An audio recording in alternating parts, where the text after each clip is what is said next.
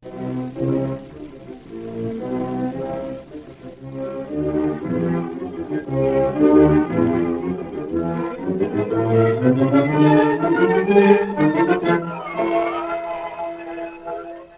most delightfully fascinating character in the realms of mystery, Charlie Chan.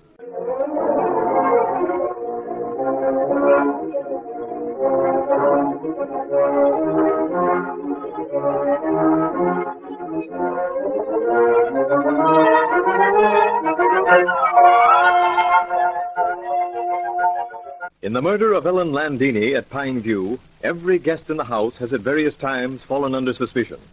Ah Sing, the aged Chinese servant, however, is the one who undoubtedly was the last person to see Landini alive. And Ah Sing, on entering the study, had identified a .45 lying on top of the desk as his. Inspector Chan, seated in the study with Sheriff Holt and the sheriff's father, Sam Holt, discussed the question of Ah Sing's identification of the gun. Before we exercise our tongues in an effort to learn from Cecil why she withheld information, I think, yes, perhaps it is better that we consider importance of Ah Sing's identification of .45. Which .45? We are agreed he could not possibly have mistaken for Madame Landini's. I've been thinking a good deal about that, Inspector, and, well, there's only one thing I can think of. Yes, Sheriff? Ah Sing mistook it for the .45 you found down at the house where Swan was murdered. Yes, son, that's about the way I look at it. And since the gun you found was the one used to kill not only Swan, but Landini, who would be most likely to recognize it? The man who owned it, of course. Yeah. Sorrowfully feel that your conclusions are in part justified, but must submit that such reasoning, while perfectly logical, is not admissible in court of law. Well, you're right there, Mr. Chan. No prosecuting attorney would risk pressing a charge on that evidence. To be perfectly frank, while I agree with you in conclusions, I am puzzled as to why Mr. Romano should deny knowledge of guns when he knows that investigation would reveal that he had served with Italian forces during World War.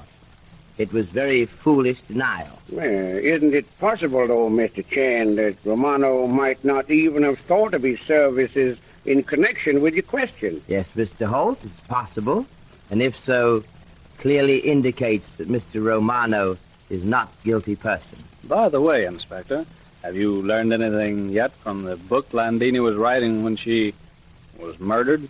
It is so far very interesting and very delightful.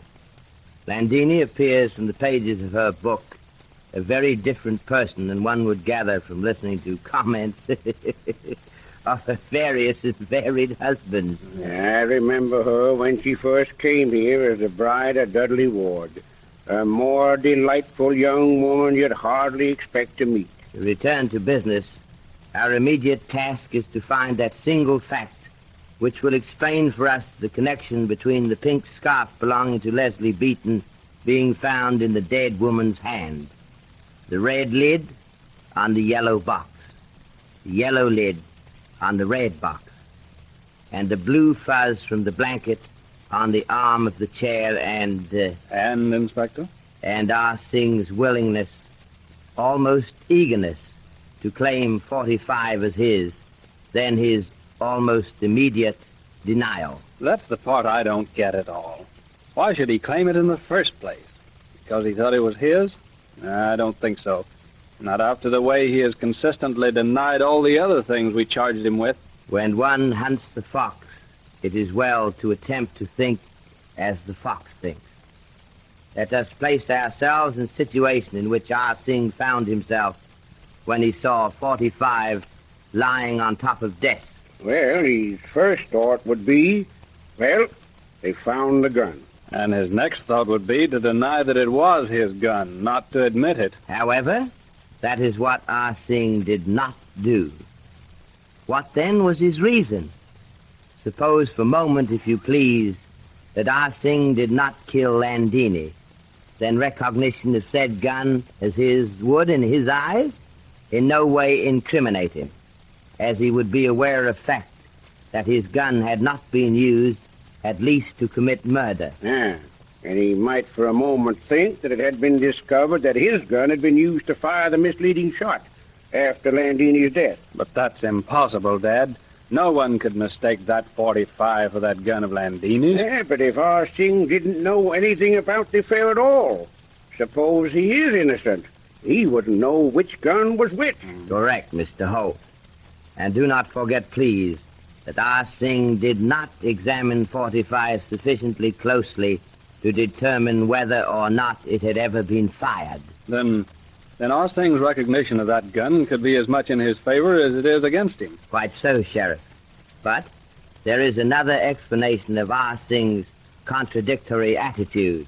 It could mean that Ah Sing went to the study. Come in, please.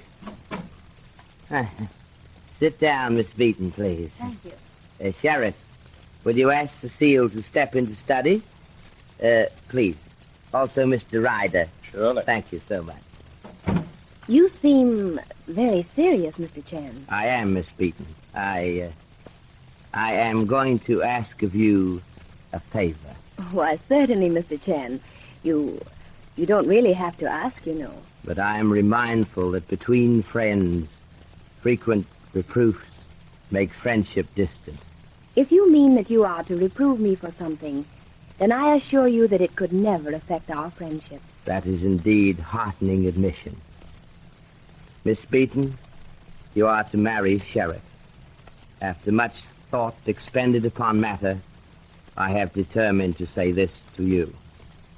Before many hours have passed, go to youthful Sheriff and confess to him that you have been withholding vital piece of information. But, Mr. Chan... Please hear me out. Confess to him that you have acted foolishly, if loyally. I much prefer that you tell him what you know than I tell him what I surmise. Let's say nothing more now. Here he comes with Cecile. Please sit down, Cecile. Yes, Monsieur Chan. I told you before lunch, Cecile, that I wished explanation from you as to why you did not tell either Sheriff or self that you saw someone creeping down back stairs in dead of night. Monsieur Chan, I tell you before, I am scared. I ask my husband to speak to you and ask if I cannot leave Pine View. Oh, I do not sleep anymore. I am afraid that I will be the next one to be killed. And why should you fear that, Cecile? Oh, do not ask me, Monsieur Sheriff. I have the feeling. Why must I stay here? I know nothing. That, Cecile, is where we disagree with you. Had you always told the truth without urging, the sheriff might have seen his way clear to allow you to leave Pine View. But you must admit that you have had information which you did not see fit to tell us. The penalty, Cecile, for telling an untruth is that no matter how much you may protest, in the end, the strictest truth will not be believed. Oh, I did not mean to do wrong, Monsieur Chan. I asked my husband, you speak, Mr. Chan. He tell me he do that. Then I say, speak, Mr. Ward. Perhaps Mr. Ward can, what you say, persuade Mr. Chan to let me leave Pine View. Your husband spoke to Mr. Ward? My husband, he say you come speak with Mr. Ward yourself. I say tomorrow I speak to him. Then that night, I have feeling of someone in my room. I wake, switch on light. No one is there, but I hear backstairs creak. I open door, take one quick look.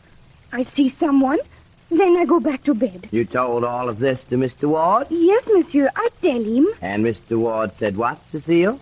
Monsieur, you understand. I must work for Monsieur Ward. If he do not give me or my husband good recommendation, we cannot get other position.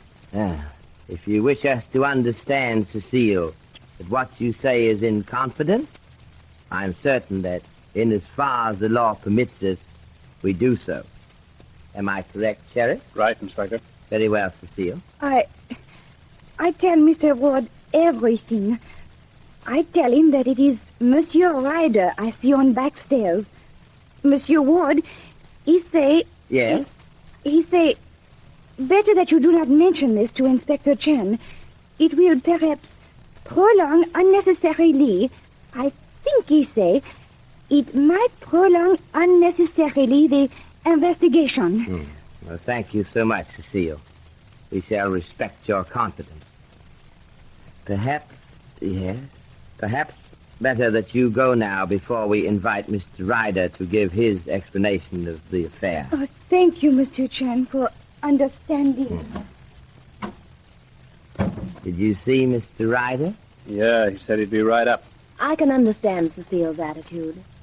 I've worked for men who gave you to understand that they practically owned you while you were drawing your salary. But then Mr. Ward never gave me that impression. But at present, you are guest of Mr. Ward, not paid servant. Yes, that's true, Inspector. You wanted to see me, Chan, I believe? Correct, Mr. Ryder. Can you explain what you were doing last night? I can. What, if you please? I played billiards with Dudley until 11:10. Had a nightcap and went to my room.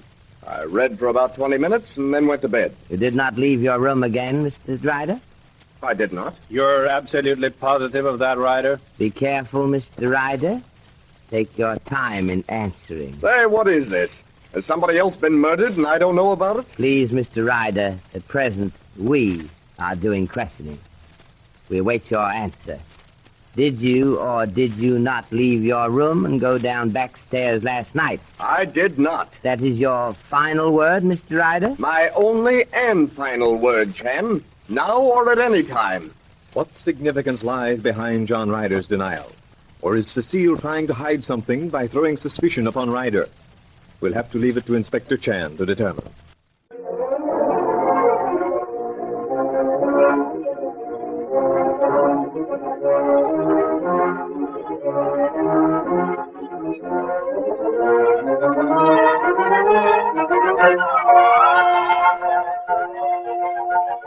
Well, Mr. Chan, what thought have you for us this evening? Mr. Wilson, I have been thinking of deceitful answers given by so many witnesses at Pine View.